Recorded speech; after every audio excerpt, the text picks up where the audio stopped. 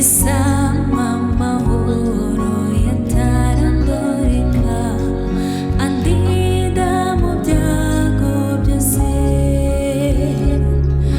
uko mbakoze nzajya nishima nguwe neza ndatunganiwe ndi neza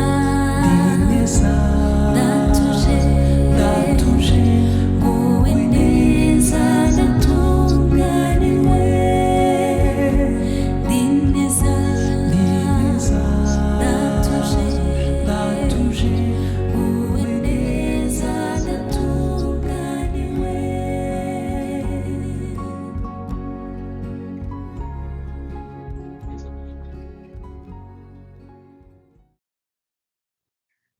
Amen, amen.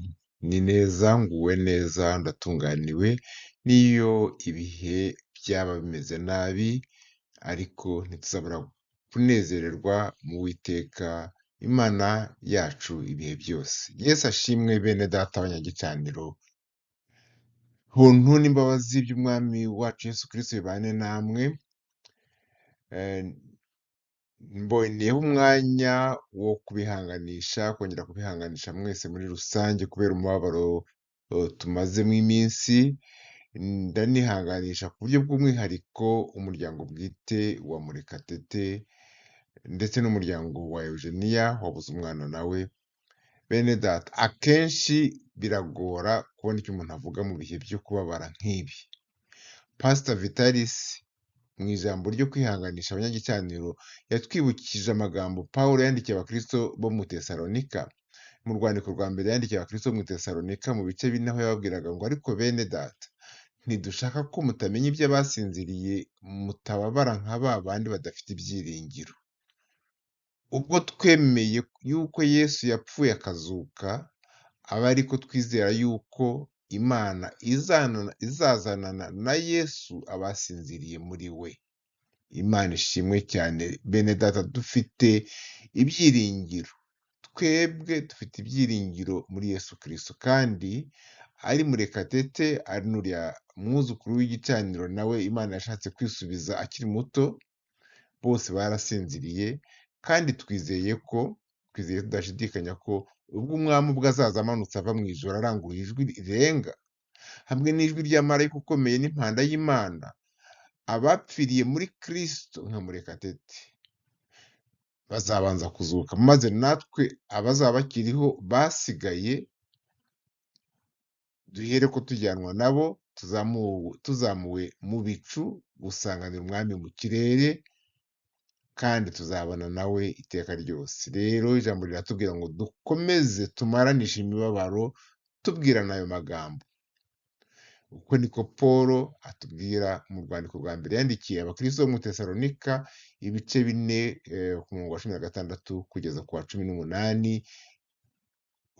Uwiteka ahabwa icyubahiro. Amagambo turi buganire uyu munsi ntabwo ndi bujye kure cyane yayo tumaze iminsi tuganiraho hano ku gicaniro. Nyuma yo kumva ziriya nkuru mbi kumwe mu bana b'igicaniro mwari mumaze imyaka musengera yatuvuyemo, maze twongera twumva ko na famiye ya Eugenia nayo iri mu gahinda ko kubura umwana. Ijambo tugiye kuganiraho rero uyu munsi riratujyana kwicarana n'umuntu wari ufite impamvu zose zo kwiheba, ariko kugira ngo arire aboroge ahitamo kuririmba. Ni amagambo yanditswe n'umuhanuzi witwa Habakuki. Ni umwe mu bo muri Bibiliya yita abahanuzi bato. Bibiliya yibita abahanuzi bato kubera ko banditse imirongo itari myinshi cyane nk'abahanuzi nka Yesaya, nk'umuhanuzi nka Yeremiya cyangwa Ezekiyeli, ariko ntibivuze ko ubuhanuzi bwabo ari buto.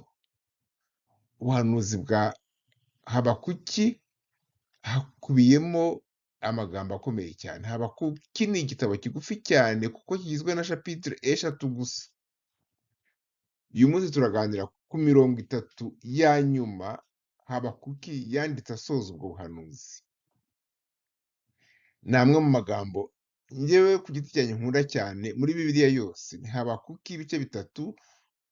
Habakuki ibice bitatu ni ukuvuga igice cya nyuma cy'ubuhanuzi bwa Habakuki, imirongo itatu ya nyuma, umurongo wa 17, wa 18 n'uwa 19. Niba hari umuntu ushobora kuba yahageze kuhashaka cyangwa akahadusomera, ni imirongo ibice bitatu, Habakuki ibice bitatu, umurongo wa 17 kugeza ku murongo wa 19. Imana ishimwe cyane.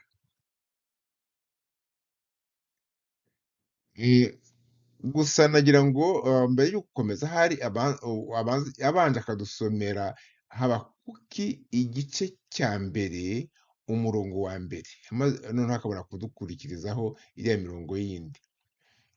Abanza asome Habakuki igice cya mbere umurongo wa mbere, hanyuma asome Habakuki igice cya gatatu guhera ku murongo wa 17 kugeza ku wa 19. Habakuki igice cya mbere umutwe w'amagambo aravuga ngo ni isengesho rya Habakuki. Gusenga k'umuhanuzi Habakuki, uno umurongo wa mbere, kwaririmbishwaga n'ijwi rya Shigiyonoti. Noneho Habakuki ibice bitatu umurongo wa 17 kugeza ku wa 19 haranditse ngo naho umutini utatoha n'inzabibu ntizera imbuto, bagahingira ubusa imyelayo n'imirima ntiyera imyaka, n'intama zigashyira mu rugo n'amashyo akabura mu biraro, nta kabuza ko nishimana Uwiteka nkanezerwa mu Mana y'agakiza kanjye. Uwiteka Yehova niwe mbaraga zanjye, ibirenge byanjye abihindura nk'iby'imparakazi, kandi azantambagiza aharengeye hanjye. Hagasoza havuga ngo byahimbiwe umutware w'abaririmbyi bacurangaga mu murya w'inanga. Imana ishimwe cyane. Ku murongo wa mbere w'igice cya mbere umuhanuzi Habakuki atubwira ko iyi shapitire ya gatatu, ku murongo wa mbere w'iki gice cya gatatu, mumbabarire, umuhanuzi atubwira ko iyi shapitire ya gatatu yose ari indirimbo. Bibiliya yaranditse ngo ni ugusenga kwaririmbishwaga ijwi rya Shigiyonoti. Bibiliya ijambo ry'Imana yo ibisobanura neza ivuga ko ngo ni isengesho ry'umuhanuzi Habakuki iririmbwa ku buryo bw'amaganya. Ubwo rero Shigiyonoti ni amaganya. Noneho ugeze ku murongo wa nyuma usoza igice cya gatatu, barakubwira ngo byahimbiwe umutware w'abaririmbyi babicuranga mu mirya y'inanga. Imana ishimwe cyane. Umusomyi twasomye neza aya magambo, ariko iyo baba barashoboye kuyandika mu manota, nk'aya magambo bakayandika mu manota y'indirimbo, noneho aho kugira ngo tubisome gusa tukabisoma turirimba nk'uko babiririmbaga. Ikibazo ni uko ntabwo tuzi ko Zaburi bayiririmbaga n'izindi ndirimbo zose zo muri Bibiliya, ntabwo tuzi injyana yazo. Noneho ubwo ngubwo iyo tubimenye twari gutangira tukaririmba tuti naho umutini utatoha n'inzabibu ntizera imbuto, bagahingira ubusa imyelayo n'imirima ntiyera imyaka, n'intama zigashyira mu rugo n'amashyo akabura mu biraro, nta kabuza ko twishimana Uwiteka tukanezerwa mu Mana y'agakiza kacu. Imana ishimwe cyane bene data. Amagambo nk'aya kuyasobanurira abantu bo muri ibi bihugu tubamo, ibihugu by'abazungu, kugira ngo babyumve, bo bashobora kugira ngo ni umugani. Ubabwiye uti ahari wenda ubabwiye uti naho amaduka aho dusanzwe duhahira ibyo kurya yafunga, wajya muri za reyo zose ukabura icyo uguramo, ahari babyumva. Ukajya guhaha ukabura ibyo uhaha, ubwo bakumva ko ibintu byacitse. Ibaze nawe ugiye hahandi usanzwe ugurira amata, ugurira imigati, ugurira umuceri, ugurira imboga, ugurira imbuto, ugasanga nta kintu gihari, harera de. Niko umuzungu yabyumva. Ariko twebwe abakuriye mu gihugu cya Afurika, mu bihugu bya Afurika, tuzi icyo kurumbya imyaka icyo ari cyo, icyo kugira ngo inka zishire mu biraro icyo ari cyo, si byo bene data? Tuzi kubura ibyo wari wifiteho ibyiringiro byose icyo ari cyo. Umuntu waba aturuka mu Burundi cyangwa akomoka mu Rwanda cyangwa akomoka Rucuru na Masisi cyangwa akomoka muri Kivu y'Amajyepfo za Murenge, twese tuzi urugomo icyo ari cyo, tuzi gusenyerwa icyo ari cyo, haleluya, tuzi kwicirwa icyo ari cyo, tuzi kwiruka utazi aho uri burambike umusaya icyo ari cyo. Ntabwo bisaba amagambo menshi kugira ngo tubisobanukirwe, kuko abenshi byatubayeho, yewe n'abakiri bato ibyo barabizi kuko barabibwiwe. Twumva icyo guhingira ubusa imyaka ntuzabashe kuyisarura. Tuzi kuba ufite amatungo nk'inka n'ihene n'intama, byose bikagushiraho, noneho ndetse tuzi no kubura abawe icyo ari cyo. Ariko bene data, abazungu turabibabwira bakabyumva, ariko ntabwo bigeze babibamo. Ndagira ngo mbabwire ko ibyo tuzi twanyuzemo, ibi ni byo Habakuki yabonye, biramurenga, nawe yegurwa n'agahinda, atakira Imana. Ariko nyuma y'ibyo byose nibwo yaririmbye indirimbo dusanga muri iki gice cya 3. Ubundi Habakuki ni umuhanuzi abantu benshi nk'aba bavuga indimi z'amahanga, no kuvuga izina rye birabagora. Abanyarwanda, abazungu twabanye twigaga Bibiliya tukajya kuvuga Habakuki, umuhanuzi Habakuki, Habakuk, bikabananira. Ariko twebwe yiba ari ukubera ko ajya gusa nk'aho ari kavukire k'iwacu, amazina ye wagira ngo bagiye kumwita hari Habakubaho cyangwa Habarugira cyangwa Habarurema, ariko bisubiraho bati reka tumwite Habakuki. Ntabwo ariko bimeze, ni umuyuda. Abazungu sinzi impamvu bo abo twagiye tuganira benshi badashoboye kuvuga izina rye. Akenshi baravuga ngo uyu muhanuzi tutazi kuvuga izina rye. Rero iki gitabo yanditse ntabwo abantu bakunze kukibwirizaho. N'iri sengesho riri mu ndirimbo ye, iri nyine tumaze gusoma, simpamya ko ari kenshi dusenga turirimba iyi ndirimbo tuvuga ngo naho imitini itatoha. Ntabwo numva hariyo nigeze kumva mu cyongereza, ariko mu kinyarwanda cyangwa mu kirundi cyangwa mu giswahili ndumva ntayo nari numva. Iyo urambuye Bibiliya yawe rero ugatangira gusoma amagambo yo mu gitabo cy'uyu muhanuzi, Imana ishimwe cyane, aya magambo ay'imirongo 3 tumaze gusoma irivuga ngo iyo utangiye igice cya mbere cy'ubuhanuzi, umurongo wa mbere guhera ku murongo wa 2 usanga Habakuki atangira atakira Uwiteka. Reka masome mwumve ngo Uwiteka we, nzataka utanyumva ngeze ryari? Ngutakira iby'urugomo ruriho ntubikize? Kuki utuma ndeba ubugome buriho? Nawe kuki urebera abarengana? Nta kindi nkibona atari urugomo n'ibintu birimbuka, impaka n'amahane biri hose. Umurongo wa 4, nicyo gituma amategeko yarapfukiranywe, ntaho ubutabera bukirangwa. Abagome baryamira intungane, bityo bagoreka ubutabera. Mwabyiyumviye, uyu mukozi w'Imana ntabwo yari abayeho neza na gato, yari abayeho mu gahinda. Ni umuntu wari ukikijwe n'ubugome, yarakikijwe n'akarengane, impfu za hato na hato kandi zidasobanutse. Habakuki ibi byose abyereka Uwiteka, agatakambira Uwiteka, agapfukamira Uwiteka ngo agire icyo abikoraho. Ariko nk'uko tumaze kubisoma, Uwiteka ati ce, ntagire icyo amusubiza, ntiyagira icyo avuga. Ariyo mpamvu yatangiye asenga avuga ati none se Mana yanjye, nzataka utanyumva kugeza ryari? Ko nsenga ukaba utansubiza, niba unasubiza ko mbona nta gihinduka, ko naniwe Mana yanjye Jehova, ibi ni biki? Mbere yo kuririmba iriya ndirimbo twasomye mu gice cye cya nyuma, ibice 3, Habakuki yabanje gutongana n'Imana, ayibwiza ukuri, ayibwira ibimuremeye byose, kuko n'ubundi Imana ntaho wayihisha. Amen. Na cya gihe uba urimo gutekereza mu mutima wawe uti umenye Imana yarankuyeho amaboko, Imana iba irimo kubisoma mu bitekerezo byawe na mbere y'uko ubivuga. Habakuki rero we byose yabisutse hanze, yabishyize hasi, abikubita imbere y'Imana. Kandi kuba yarabigenje gutyo ntabwo bivuze ko atagiraga ukwizera cyangwa ko kwizera kwe kwari kugufi cyane, ahubwo yabaye honete n'Imana, yabwije Imana ukuri. Nagira ngo mubaze mwene data, ese iyo ubabaye ubwiza Imana ukuri cyangwa urashinyiriza ugakora nkaho nta cyabaye. Ujya gutakambira ijuru, utakambira ijuru ntubone igisubizo, ukabona byacitse, ukibaza aho Imana yagiye. Niba warigeze ugera nkaho, menya yuko na Habakuki ari umusangirangendo wawe muri urwo rugendo, nawe iyo nzira yarayinyuze pe, yarayinyuze, atakira Uwiteka ntiyamuha igisubizo, yifuza ndetse ahubwo ibintu birushaho ibintu byari birushaho kuba nabi, kugeza ubwo avuga ati Mana nzagutakira ngeze ryari? Umubabaro we agasenga, umubabaro ukomeza ukaba wose. Amasengesho yasenze rero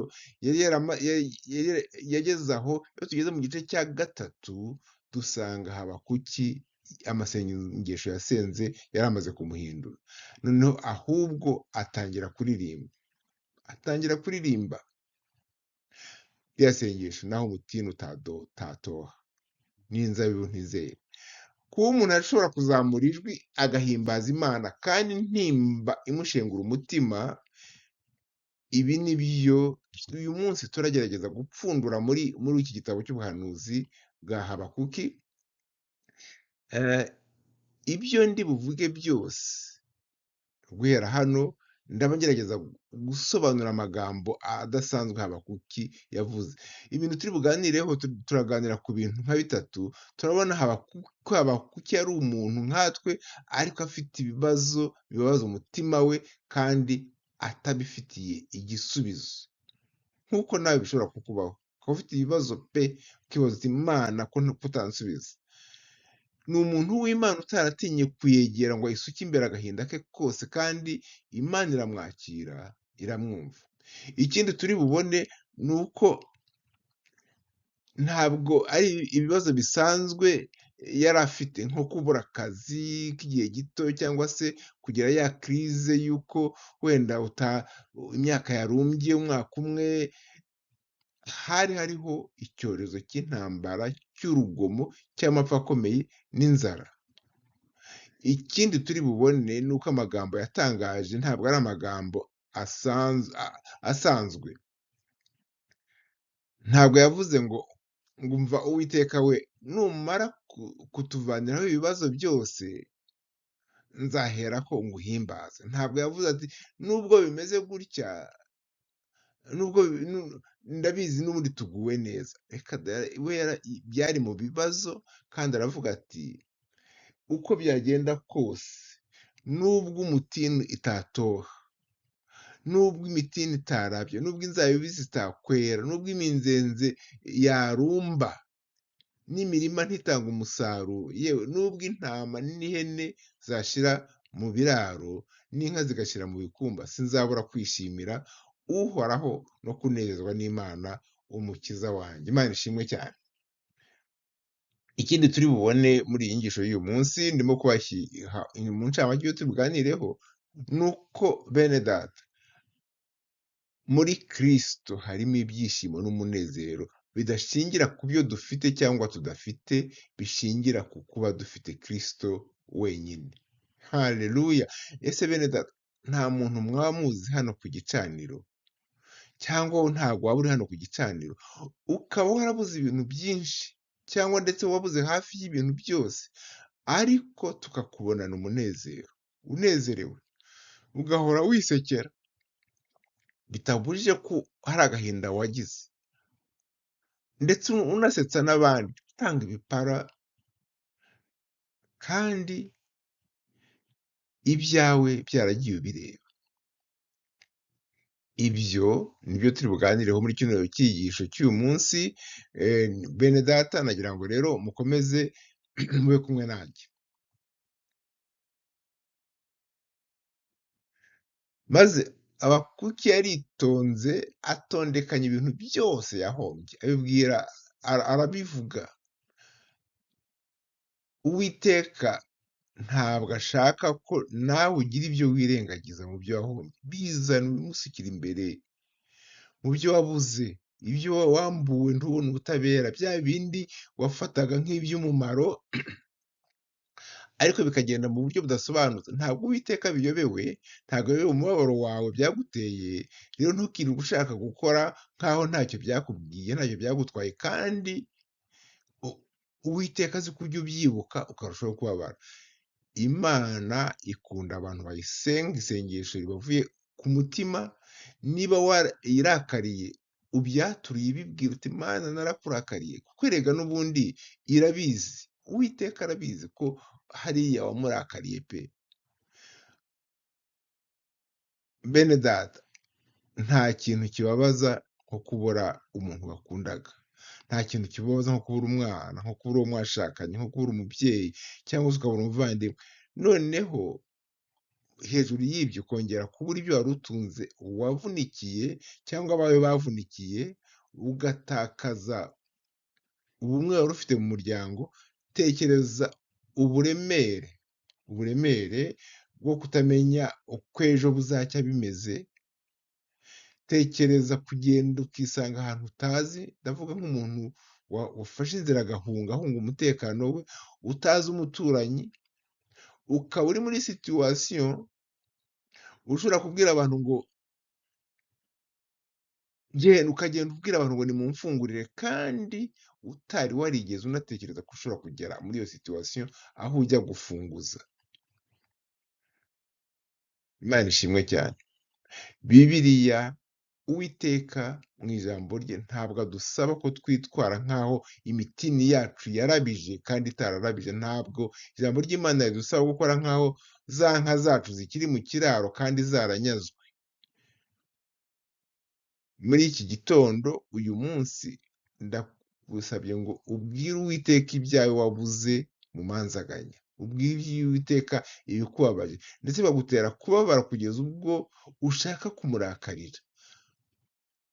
Nuko maze tuvugire rimwe, nk'uko Habakuki yavuze ati nubwo bimeze kuriya ariko Uwiteka, nubwo nahombye biriya, nubwo nabuze bariya, nubwo twabuze byinshi, ntabwo nzabura kwishimira Uhoraho no kunezerwa n'Imana umukiza wanjye.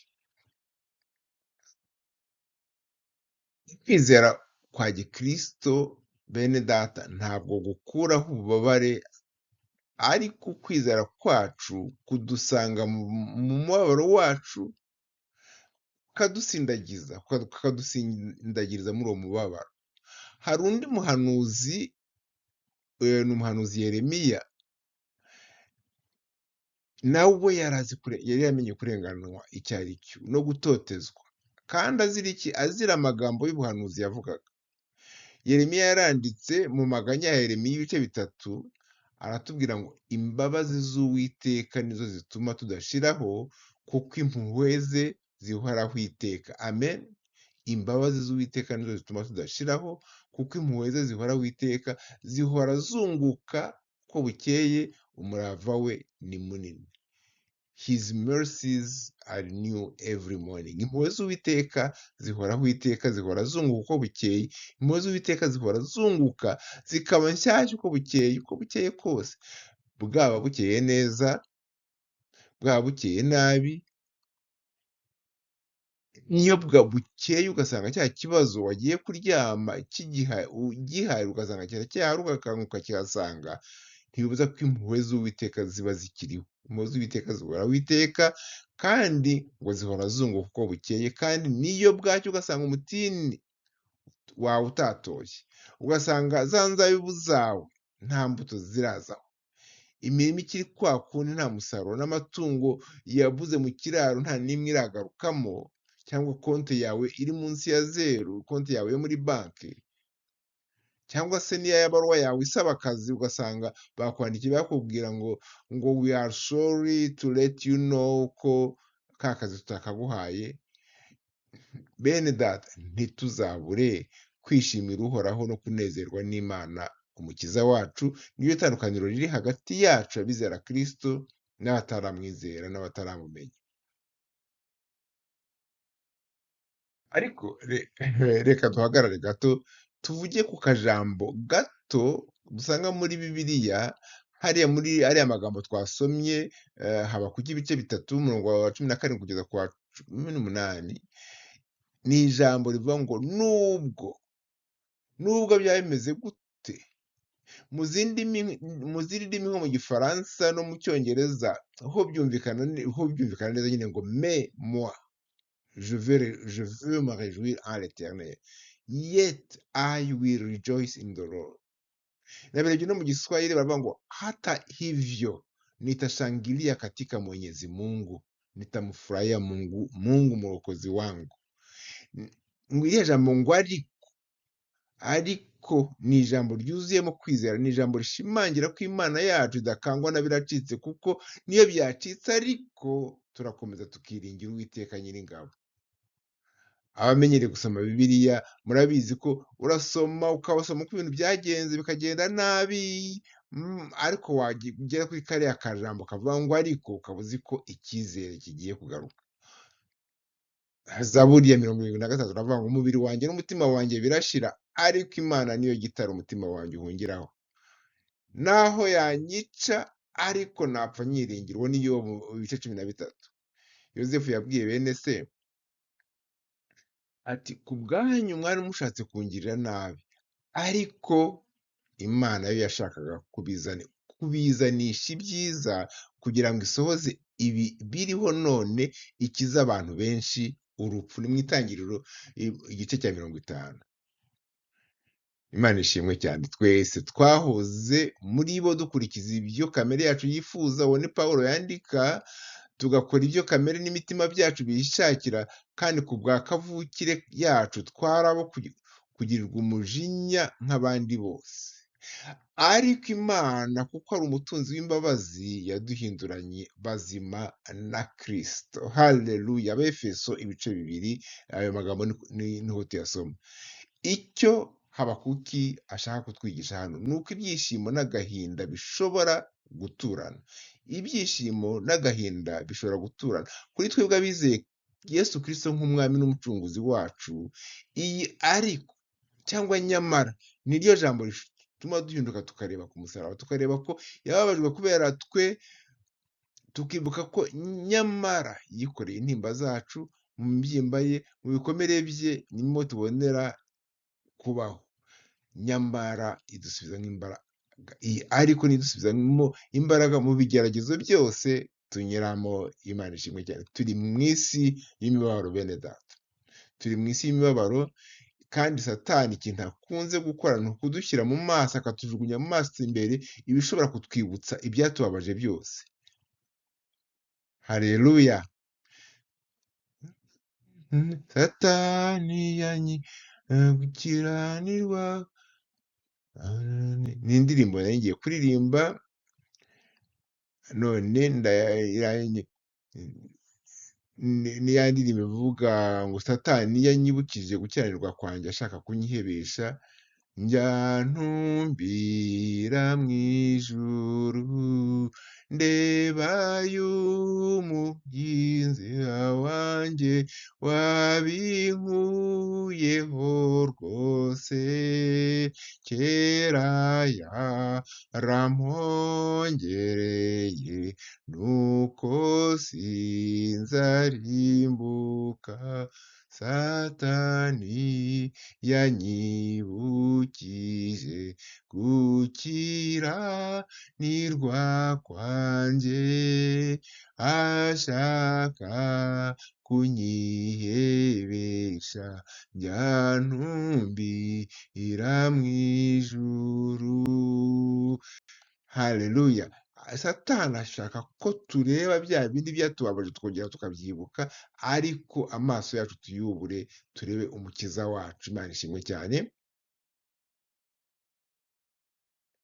Pawulo intumwa iyi mvugo ariko yarayikoresheje cyane, arayikoresha mu rwandiko rwe atubwira ibibazo yahuriye nabyo mu murimo we w'ivugabutumwa, ariko iyo ariko ikamusubizamo imbaraga. Nko mu Bakorinto, urwandiko rwa kabiri yandikiye Abakorinto, iyi ariko yarayikoresheje cyane. Dufite amakuba impande zose, ariko ntidukuka imitima. Turashobewe, ariko ntitwihebye. Turarenganywa, ariko ntiduhanwa. Tukubitwa hasi, ariko ntidutsindwa. Haleluya.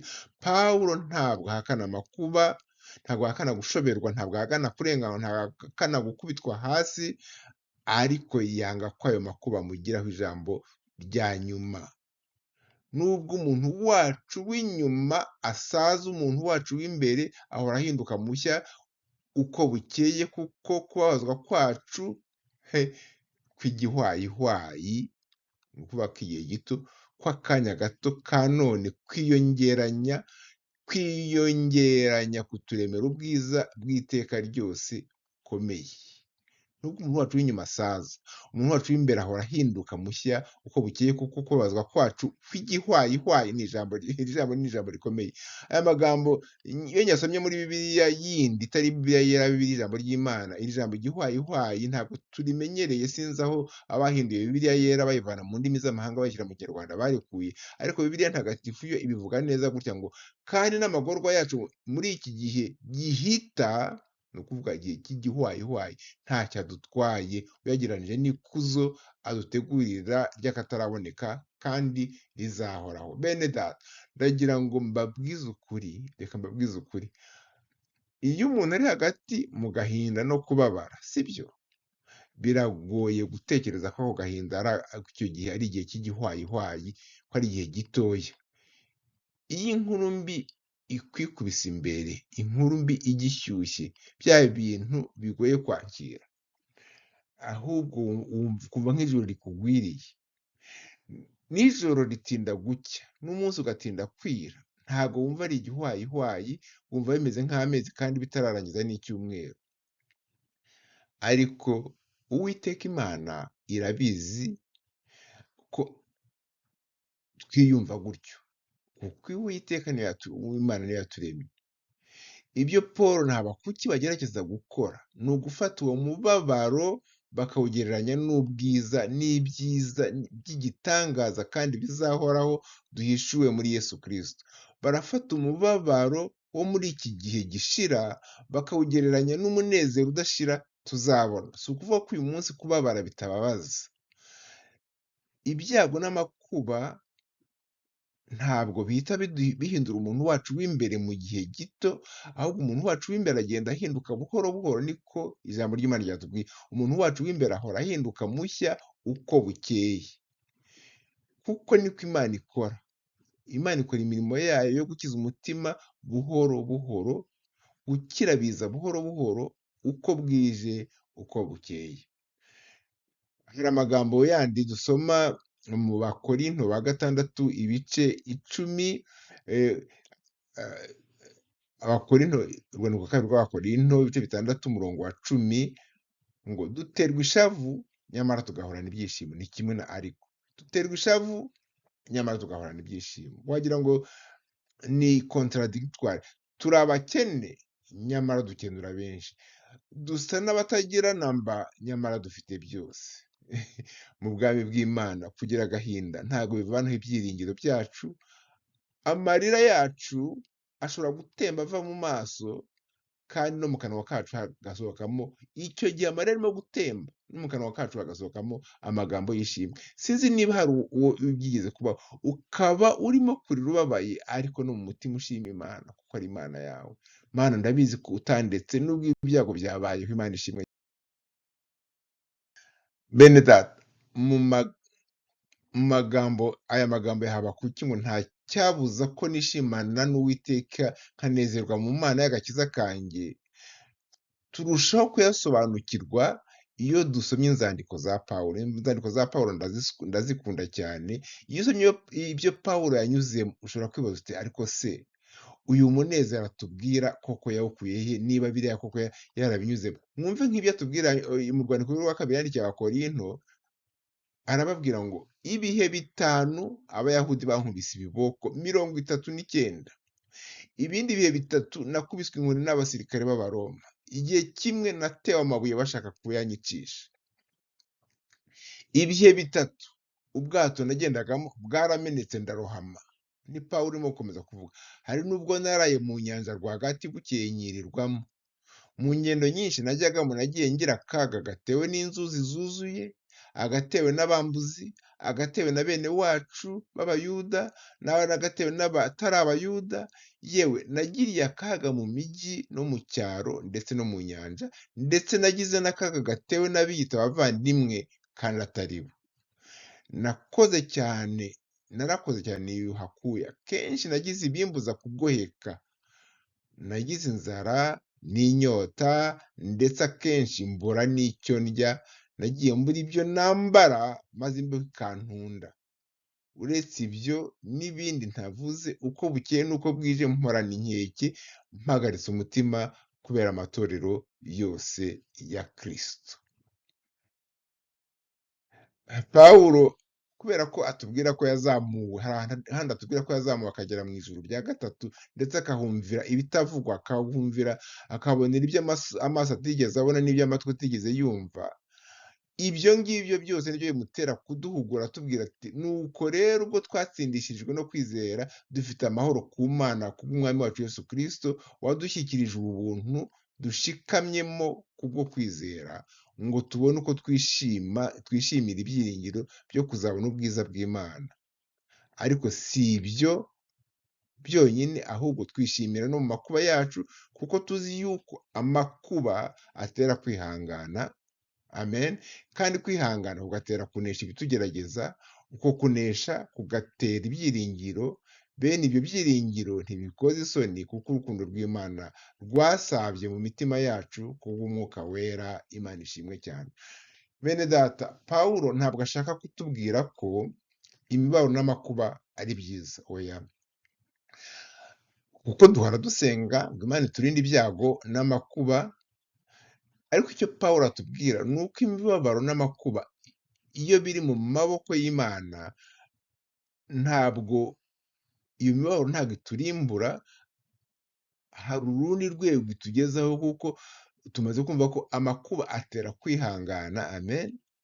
Kandi kwihangana kugatera kunesha ibitugerageza, uko kunesha kugatera ibyiringiro. Niyo mpamvu iyo tugeze mu rwandiko rwa Pawulo yandikiye Abaroma ibice 8, tuhasanga amagambo yuzuye ihumure, y'amagambo avuga ninde uzadutandukanya n'urukundo rw'Imana ruri muri Kristo Yesu?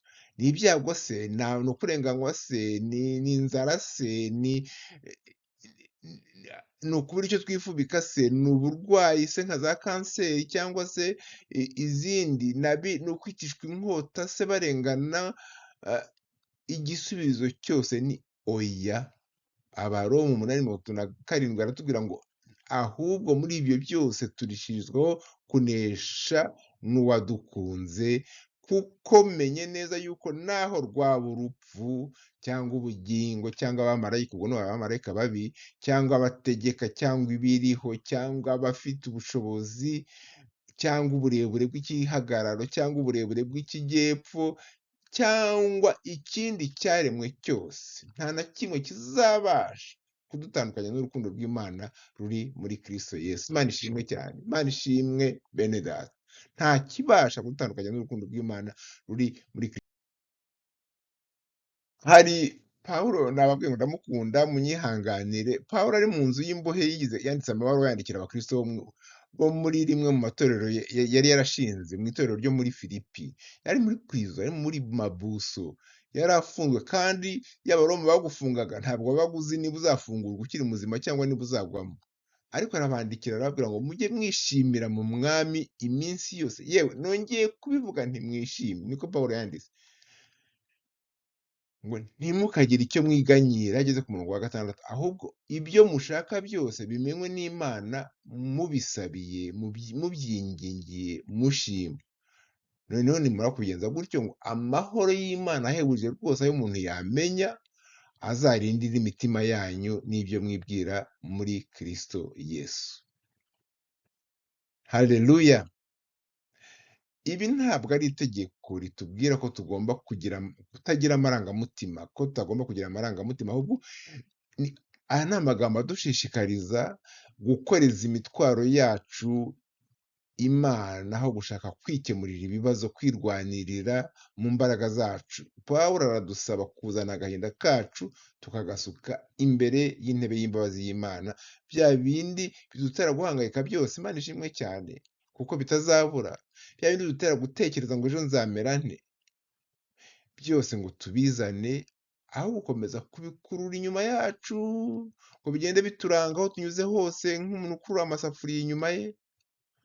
None ibyo nitumara kubikora noneho ya mahoro y'Imana nitubizana ku birenge by'Imana, ya mahoro y'Imana ahebuje rwose ayo umuntu yamenya, akabona kurindira imitima yacu n'ibyo twibwira muri Kristo Yesu. Mubyumve neza, Pawulo ntabwo adusezeranya ubuzima bworoshye, aradusezeranya ko umutima wacu uzagira amahoro mu buzima bukomeye. Dukomeje mu magambo Pawulo yandikiye abakristo bo muri Filipi, harimo ijambo nasomye, hari ijambo nasomye muri iyi nyandiko Pawulo yandikiye, urwandiko Pawulo yandikiye abakristo bo muri Filipi. Ibaruwa nayisomye kenshi, ariko bwari ubwa mbere iryo jambo ndibonye. Ni ijambo dusanga mu Bafilipi ibice 4 ku murongo wa 11. Aratubwira ngo ibi simbivugishwa n'ubukene kuko ndi kose nize kunyurwa n'ibyo mfite. Ngo yize kunyurwa n'ibyo afite. Mwabyumvise bene data? Pawulo aravuga ngo yize kunyurwa. Ntabwo yavuze ati nkivuka njyewe nzi kunyurwa, narabivukanye, ni gature kanjye, nsanzwe nzi kunyurwa. Ntabwo kunyurwa yabivukanye, kuko kunyurwa noneho turasomye ko birigwa. Kwizera Imana mu bihe bikomeye ntabwo bipfa kuza, urabyiga ukabimenyera buhoro buhoro, ukagendana n'Imana, uko ugendana n'Imana, amen, mu bihe bikomeye, ukagenda urushaho gukomera, kudakangwa na biracitse, ukagenda umenyera buhoro buhoro inzira z'Imana, uko Imana ikora, uko ikorana natwe mu kwihangana. Ni ukuvuga rero, kunyurwa ntabwo ari impano kanaka uriya afite impano yo kunyurwa pe, oya. Kunyurwa ntabwo ari impano abantu bamwe bagira abandi ntibayigire, ahubwo kunyurwa ni umwitozo. Pawulo ngo nize kunyurwa, ni umwitozo wo mu mwuka, ni impano ikura buhoro buhoro mu budahemuka, uko igihe kigenda, cyane cyane mu bihe bikomeye. Kunyurwa tubyiga mu gihe cy'imibabaro, igihe cy'ingorane. Ni ishuri Imana itunyuzamo, ishuri ryo kunyurwa mu ngorane. Ibibazo ntabwo biza ngo bikuvane muri iryo shuri ryo kunyurwa, ntabwo Imana ikuvana muri iryo shuri. Iyo ibibazo bikomeye, ugomba kumenya ko ni amasomo akomeye, kuko iyo urimo kwiga kugira ngo uminuze baguha amasomo akomeye. Rero iyo uri mu bibazo mwene data, ujye usenga isengesho rikuvuye ku mutima, ntukagerageze guhisha Imana yawe agahinda kawe nkaho itakazi. Niba wayirakariye uyibwire Imana, rwose narakurakariye kubera iki wabigenje kuriya. Imana irakumva. Imana ifite imbaraga zirenze ibibazo byawe. Ntabwo Imana igira emosiyo nk'abana b'abantu ngo yambwiye nabi. Kwibwira ntabwo wavuga ngo sinayibwira ngo bitazayihungabanya, ngo bigatuma igira amarangamutima. Niyo mpamvu muri Zaburi dusangamo amasengesho menshi akakaye, amasengesho agaragaza umubabaro no gutaka, kandi ayo masengesho yose turabizi ko Imana yayafashe ikayakira, ndetse ikayakira nk'igikorwa cyo kuyiramya. Ikindi navuga ni uko muri iryo shuri ryo kunyurwa ntabwo bizaza umunsi umwe. Kwihangana ntabwo uzahinduka umunsi umwe. Niba uyu munsi usabye Uwiteka ukumva ntabwo birimo kuza, ntuzacike intege. Ntabwo ari uko byakunaniye, ahubwo ni uko ishuri rikomeye, amasomo yakomeye. Niko ishuri rimeze, kandi ariko umwigishwa wawe ni uwo kwizerwa, azi icyo arimo. Amagambo nshaka gusorezaho ni uko ibibazo tunyuramo n'abandi babinyuzemo. Ibi ngibi bidusubiza nk'imbaraga. Ni ibintu dusanga mu Baheburayo, mu bice 12 hatubwira ngo ntabwo tuzengurutswe n'imbaga ingana ityo, tuzengurutswe n'igicu cy'abantu kingana gutyo, y'abahamije ibyo bizera. Noneho ngo ubwo bimeze gutyo, tureke ibitubuza gutambuka n'ibyaha bikunda kutuganza, maze twihatire kwiruka turangize gusiganwa twateganirijwe tudacogoye. Dutumbire Yesu wenyine, ari we banze ryo kwizera, kandi ari we usohoza kwa kwizera kwacu. Kubera ko Yesu Kristo yihanganiye umusaraba, kubw'ibyishimo byamushyizwe imbere, ntiyita ku isoni ryawo. Imana ishimwe cyane. Imibabaro yose waba urimo kunyuramo, mwene data, ntabwo uri wenyine, uri mu rugendo kumwe n'abandi, kandi wabanjirijwemo n'abandi bakiranutsi.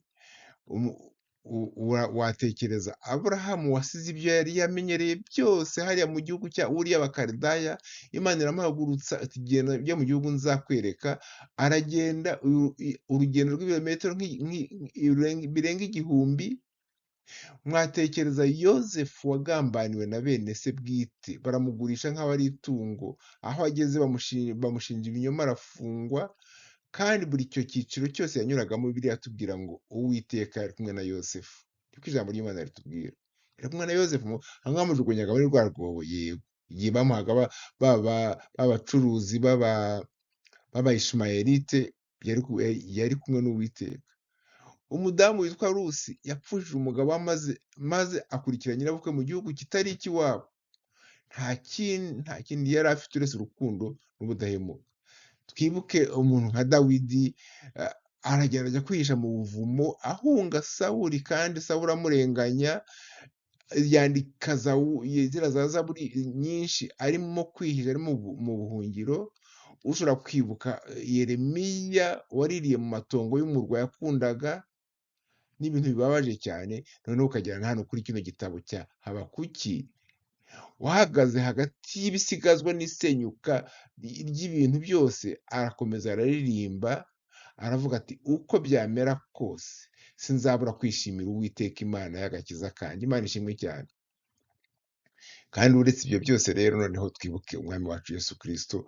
Yesu Kristo, Bibiliya itubwira ngo nubwo yari asanzwe afite kamere nk'ak'Imana, ngo ntiyigeze yibwira ko guhana n'Imana ari ikintu agomba gukomeraho. Ahubwo ngo yaretse ibye byose, ahinduka nk'umuntu, yigira umuntu, ndetse ntiyigira umuntu usanzwe, aba umugaragu w'imbata, yicisha bugufi, arumvira, ntiyanga gupfa, ndetse ntiyapfa urupfu rusanzwe, apfa urupfu rwo ku musaraba. Mwene data, Yesu Kristo wowe wamwemeye, azi intambwe utera buri munsi. Iyo unyuze mu gikombe cy'igicucu cy'urupfu, we yakinyuzemo cyose. Niba urimo kukinyuramo, igihe ushatse gutera intambwe ugasusumira, ubura amaso, urebe Yesu Kristo aho ari ku musaraba. Rero bene data abanyagicaniro, ibyo buri wese muri twe yanyuzemo ntabwo mbizi, ndetse n'ibyo benshi bari kunyuramo ubu ntabwo tubizi, ariko Yesu Kristo arabizi. Amen. Intambwe yose utera arayibona. Yewe n'aya marira urira mu gicuku wenyine mu bwiherero arayabona.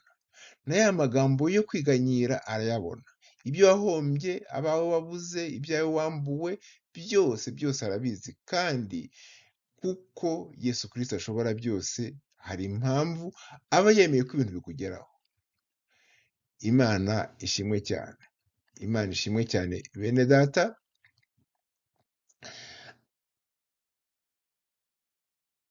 Ndagira ngo mbabwire ngo Imana nyir'ibyiringiro ibuzuza umunezero wose n'amahoro, amahoro duheshwa no kwizera, kugira ngo murusheho kwizera mu bihe bigoye, mubihekeshejwe n'imbaraga za Mwuka Wera.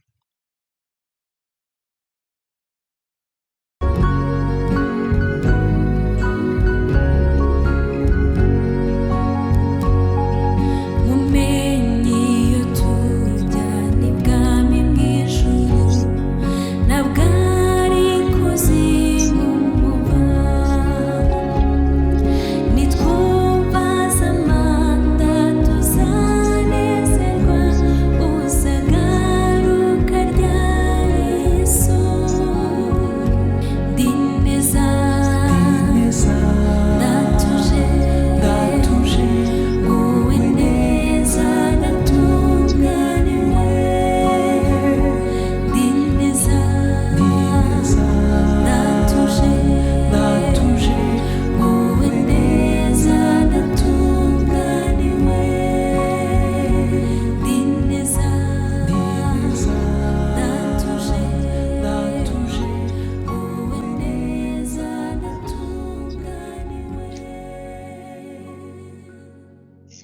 neza ndatuje